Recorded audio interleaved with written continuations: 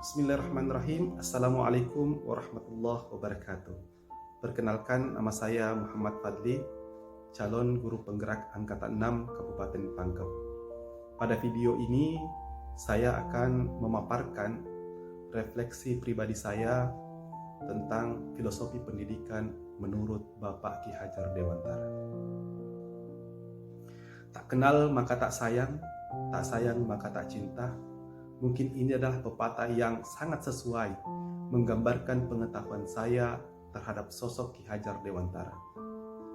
Sebelum mengikuti program guru penggerak, yang saya ketahui tentang Bapak Ki Hajar Dewantara adalah seorang pahlawan nasional yang gambarnya sering saya lihat terpajang di setiap dinding kelas sejak saya SD sampai SMA.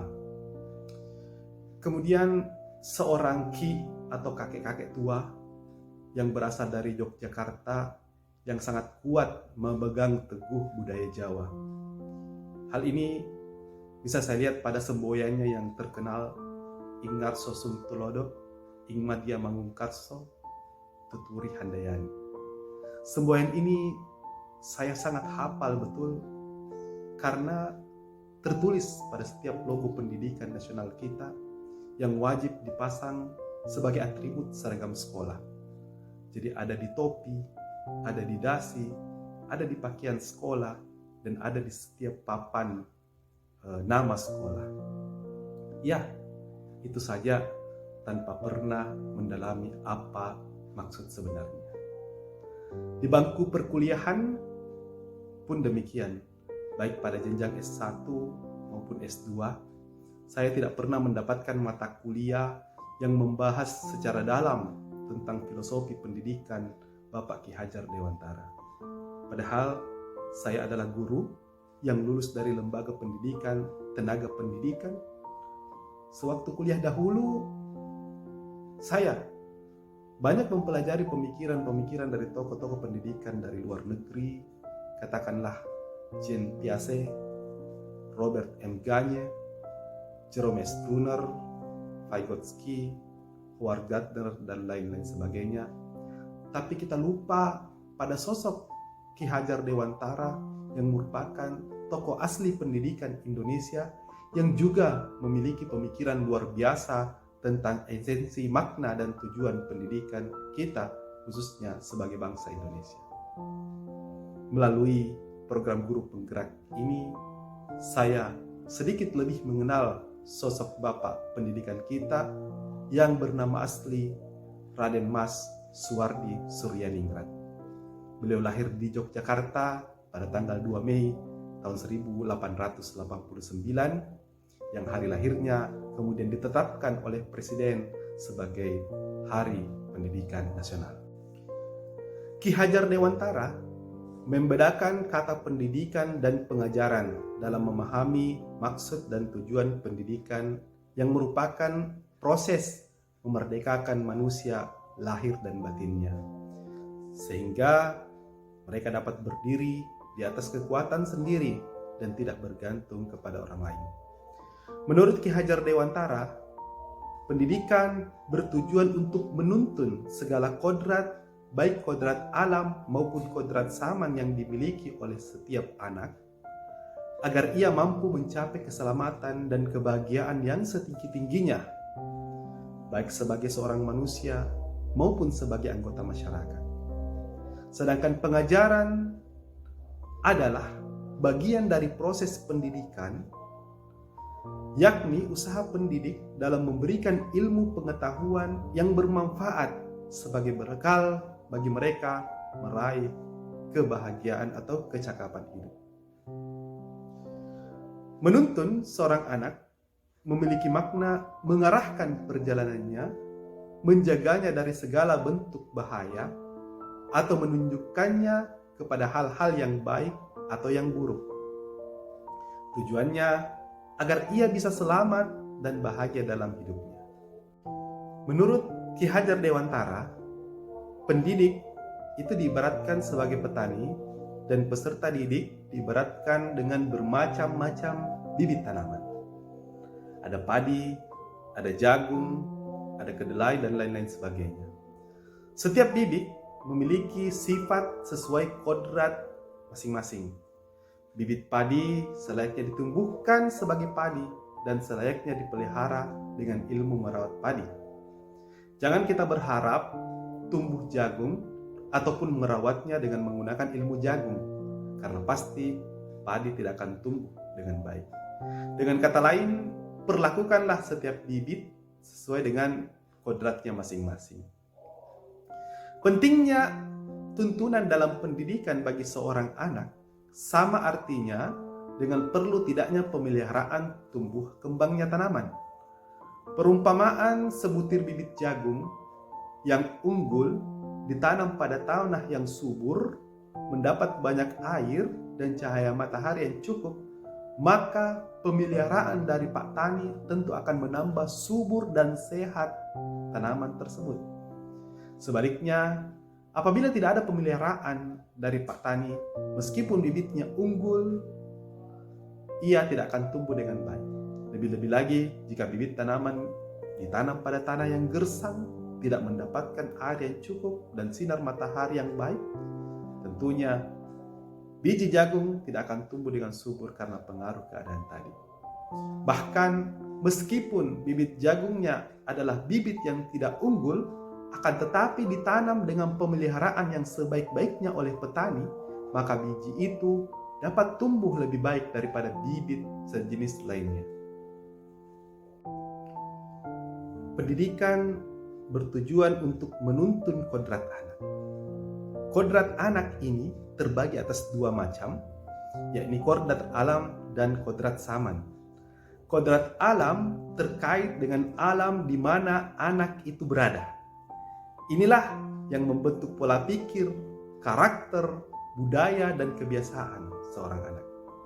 Ada pepatah yang mengatakan lain ladan, lain belalang, dan lain lubuk, lain pula ikannya.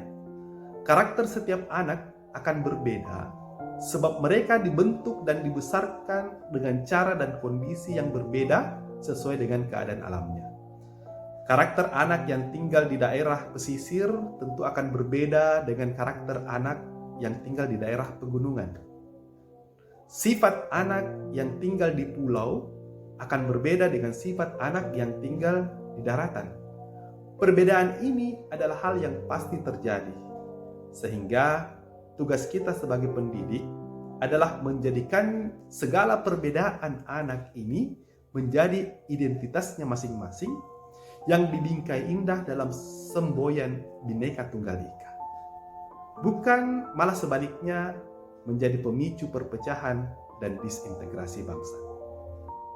Sedangkan kodrat zaman berkaitan dengan waktu dan perubahan peradaban. Jadi masa lalu, masa kini, dan masa yang akan datang akan memiliki kondisi yang berbeda. Kemajuan ilmu pengetahuan dan teknologi dari waktu ke waktu, inilah yang menyebabkan perubahan pola pikir dalam peradaban manusia. Jadi, sebagai pendidik masa sekarang, kita tidak cocok lagi menerapkan segala hal yang kita dapatkan dahulu pada waktu kita bersekolah untuk anak-anak kita yang sekarang. Ya. Demikian pula proses pendidikan yang kita jalankan sekarang mungkin saja tidak akan cocok lagi diterapkan pada anak-anak di masa yang akan datang. Sebab semua zaman memiliki kisah ceritanya dan tantangannya masing-masing. Ali bin Abi Thalib, seorang sahabat radhiyallahu an, sahabat Rasulullah sallallahu alaihi wasallam, telah berpesan kepada kita, khususnya umat muslim, bahwa didiklah anak sesuai dengan zamannya, karena mereka hidup pada zamannya, bukan pada zamanmu. Sesungguhnya mereka diciptakan untuk zamannya, sedangkan kalian diciptakan untuk zaman kalian. Artinya apa? Pendidikan itu bersifat dinamis, selalu berubah dan tidak pernah tetap. Keberadaannya menyesuaikan dengan kondisi masa kini dan kondisi kehidupan di masa yang akan datang. Untuk mencapai tujuan pendidikan, menurut filosofi Ki Hajar Dewantara, maka pendidik harus memegang prinsip ingarso sung tolodo, yang artinya di depan seorang guru harus menjadi seorang pemimpin yang mampu memberikan contoh teladan yang baik bagi peserta didiknya.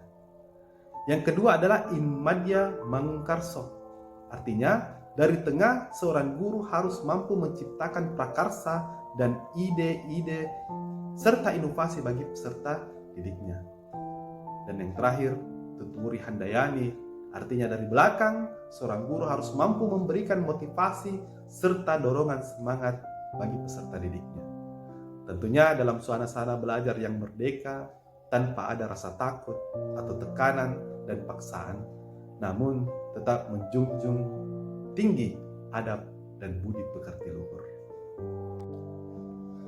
Budi pekerti berasal dari dua suku kata, yaitu budi yang dapat berarti cipta, rasa, dan karsa, di mana cipta berkaitan dengan pikiran, rasa berkaitan dengan jiwa atau perasaan, dan karsa berkaitan dengan kemauan.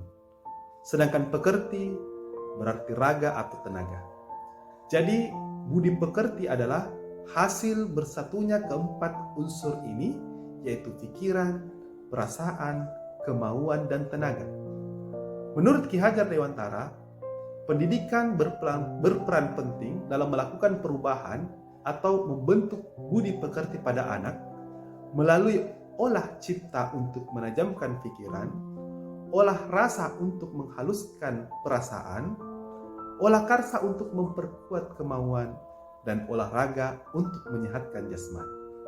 Apabila pendidikan mampu merubah keempat unsur ini secara holistik atau keseluruhan dan seimbang ke arah yang lebih baik, maka akan terbentuklah kesempurnaan budi pekerti pada peserta didik kita, yang akhirnya akan membawa mereka menuju kebijaksanaan. Harapan Ki Hajar Dewantara dan kita semua terhadap pendidikan Indonesia adalah mewujudkan peradaban bangsa yang maju di masa yang akan datang. Karena pendidikan adalah tempat menyemai benih-benih kebudayaan, tempat menanamkan bibit-bibit karakter atau budi pekerti luhur anak untuk bekal dalam mengubah peradaban tersebut. Dengan kata lain, jika kita ingin mewujudkan peradaban bangsa Indonesia yang kita cita-citakan bersama di masa yang akan datang, maka kuncinya adalah proses pendidikan kita saat ini. Jadi tugas pendidik bukan sekedar anak bersekolah atau belajar di sekolah, ujian-ujian kenaikan kelas, atau menghasilkan lulusan dengan nilai terbaik dan sebagainya. Akan tetapi visi besar kita ke depan adalah membentuk peradaban bangsa Indonesia yang lebih maju melalui usaha kita bersama dalam mereset pola pikir, membentuk karakter, dan mengubah perilaku atau gaya hidup generasi muda kita saat ini. Meskipun kedengarannya tidak mudah, namun marilah sedikit demi sedikit kita berbenah, mulai dari diri sendiri, mulai saat ini, dan mulai dari hal yang kecil, menuju perubahan pembelajaran yang lebih baik ke depan. Semoga setelah memahami filosofi pendidikan Bapak Ki Hajar Dewantara, saya dapat lebih baik lagi dalam memimpin pembelajaran, menciptakan suasana pembelajaran yang aman, senang, bahagia, dan merdeka bagi peserta didik saya, menuntun segala kodrat yang dimiliki oleh anak, membekali mereka dengan ilmu pengetahuan yang bermanfaat, menanamkan karakter atau budi pekerti luhur agar mereka dapat menjadi manusia Indonesia yang mandiri seutuhnya dan dapat mencapai keselamatan dan kebahagiaan hidup setinggi-tingginya bagi dirinya, baik sebagai manusia maupun sebagai anggota masyarakat. Sekian, wassalamualaikum warahmatullahi wabarakatuh.